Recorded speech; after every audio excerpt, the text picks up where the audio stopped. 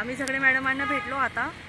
त्यांना एक विषय होता आपल्या डिवायडरमध्ये ना टर्मिनल मादागास्कर म्हणून एक झाडाची प्रजाती ती लावतात। तर ती म्हणजे विदेशी झाड आहे ते, आणि ते झाड आपल्या पर्यावरणासाठी आपल्या भारतीय हवामानासाठी अजिबात पूरक नाही आहे। ती आहे ना इन्व्हेसिव्ह स्पीसीज आहे, म्हणजे ती खूपच आक्रमक अशी झाडाची प्रजाती आहे। ती उंच उंच वाढत जाते, त्याच्यावर ना कोणता पक्षी घरटं करतं ना कोणता पक्षी बसतो, त्याच्यामुळे ती आपल्या भारतीय हवामानाला आपल्या पर्यावरणाला ती घातक आहे। तर त्याच्या रिप्लेसमेंटमध्ये आपण आपले भरपूर भारतीय प्रजातीचे झाडं अशी आहे की जे आपण लावू शकतो। बहावा झाला, सीता अशोक झालं, बकुळ झालं, काटेसावर झालं, असे भरपूर आपले अजून आहे छोटे छोटे झुडपावाले पण आहे जे आपण लावू शकतो त्याच्यामध्ये।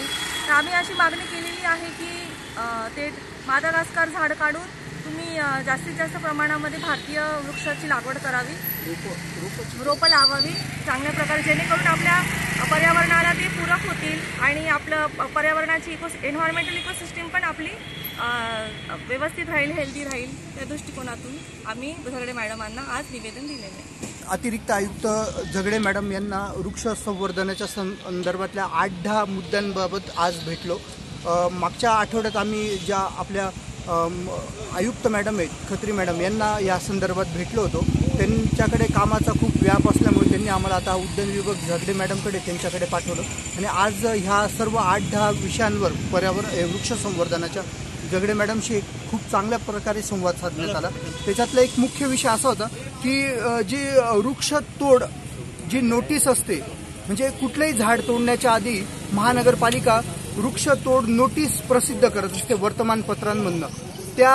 ते झाड तोडण्याच्या म्हणजे नागरिकांना एक त्याच्या झाड तोडण्याच्या आधी ते झाड तोडावं का नाही, का तोडवू नये, का तोडावं याच्यासाठी हरकत घेण्याचा एक राईट आहे, त्याचा हक्क आहे हे झाड तोडण्यात। त्याच्यासाठी ते वृक्षतोडची नोटीस त्यांना प्रसिद्ध करावं लागते, ती झाडावर चिटकावं लागते, वर्तमानपत्रांमध्ये प्रसिद्ध करावं लागते। त्याच्यानंतर नागरिक त्याच्यावर हरकत घेतात, हरकतची सुनावणी होते, त्याच्यानंतर ते झाड तोडायचं अशी एक कॉमन पद्धती स्टँडर्ड फॉर्मॅट आहे। त्या पद्धतीने वृक्षतोड होत असते असं अपेक्षित आहे। पण होतं काय की वृक्ष एक रस्त्याचं आता रुंदीकरण म्हटलं ना, ह्या रस्त्यामध्ये किती झाडं आले, समजा 100 झाडं आले, ओके रस्ता रुंदीकरण करायचे, चला 100 झाडं तोडून टाका, आणि अशा पद्धतीने एक नोटीस निघली जाते की 100 झाडं तोडायचे।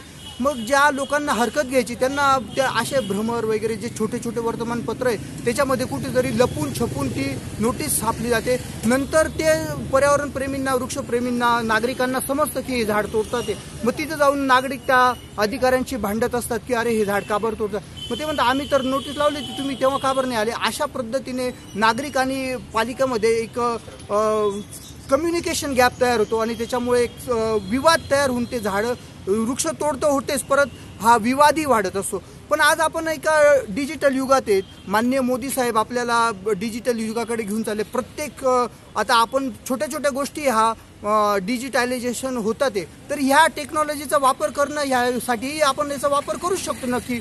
तर सगळ्या गोष्टी जर का आज ऑनलाईन आहेत तर फक्त वृक्षतोड नोटीस ऑनलाईन का टाकली जात नाही, याच्या मागे काय कारण असावं की ही वृक्षतोड नोटीस टाकली जात नाही। म्हणजे पारदर्शक काम करायचंय नगरपालिकेला, तर मग ही नोटीस पारदर्शकपणे नागरिकांच्या याच्यासाठी ऑनलाईन टाकली। याच्यासाठी आम्ही गेल्या 2 वर्षांपासून हा पाठपुरावा करतोय की वृक्षतोड नोटीस ही ऑनलाईन वृक्ष तोडण्याच्या आधी टाकली जावी।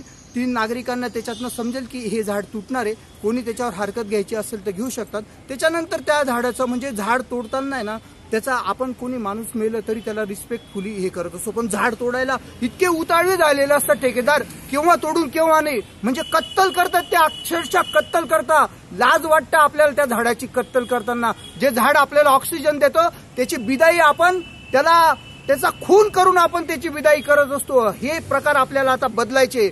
झाडाला जरी आपल्याला तोडायचं असेल तर त्याचा पाय पडून त्याला सन्मानपूर्वक वृक्ष सन्मान करायचा आपल्याला, वृक्ष सन्मान करूनच आता वृक्ष तोड व्हायला पाहिजे। त्याच्यासाठी पहिली स्टेप आहे की वृक्षतोड ही ऑनलाईन म्हणजे ती पालिकेच्या संकेतस्थळावर टाकलीच जायला पाहिजे।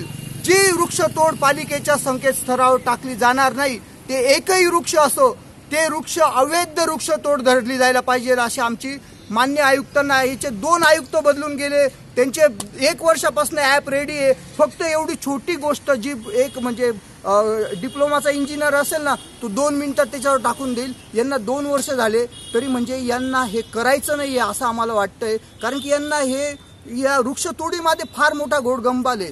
हे कितीतरी पैसा याच्यामध्ये वृक्षतोडीमध्ये यांच्या हे काय असेल ते असेल, पण जर का हे वृक्षतोड नोटीस पालिकेच्या संकेतस्थळावर टाकत नाही म्हणजे नक्कीच याच्यात काहीतरी घोडगंबाल आहे. तर तसं होऊ नये. वृक्षतोड नोटीस ही संकेतस्थळावर जाणं खूप महत्त्वाचं आहे. आणि नाशिक महानगरपालिका असं झालं तर महाराष्ट्रातली नाही तर देशातली पहिली महानगरपालिका ठरेल की जिने टेक्नॉलॉजीचा झाडांसाठी योग्य वापर करून घेतला आहे. म्हणजे वृक्षप्रेमी पर्यावरणप्रेमी नागरिक आणि पालिका यांच्यात संवाद साधण्यासाठी हे खूप मोठं माध्यम ठरणार आहे. याच्याने आपले अनेक झाडं वाचणार आहेत, अनेक झाडांचे लोकांना माहिती होणार आहे. एक खऱ्याप्रमाणे वृक्ष संवर्धन होणार आहे. फक्त वृक्ष लावून उपयोग नाही तर वृक्षही जगले पाहिजे. जसं माननीय मोदी साहेबांनी म्हटलं, एक पेड़ माँ के नाम, तो एक पेड़ दादी माँ का भी बचाना है, एक पेड़ माँ का लगाना है, तो एक पेड़ दादी माँ का भी बचाना है. तर हे असं धोरण आपण राबवलं तरच ते वृक्ष टिकणार. 100 वर्षाचं 200 वर्षाचं झाड तोडून टाकायचं नाही. ते काय ते भंगार भिकारचोट झाडं, टर्मिनिलिया मादागास्कर, अरे ते आफ्रिकेतलं झाड पहिले काय झालं, गुलमोहर, त्याच देशातलं टर्मिनिलिया मादागास्कर. काय एवढं प्रेम आहे त्या झाडांवर काही समजत नाही.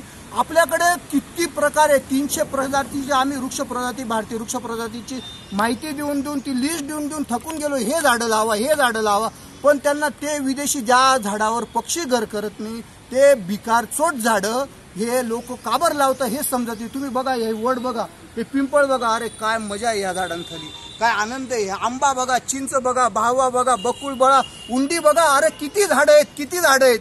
पण मग हे जर का ही वृक्ष तोड नोटीस आणि वृक्ष लावण्याची नोटीस जेव्हा पालिकेच्या संकेतस्थळावर प्रसिद्ध होईल तर नागरिकांना याच्याबद्दल जास्तीत जास्त माहिती होईल.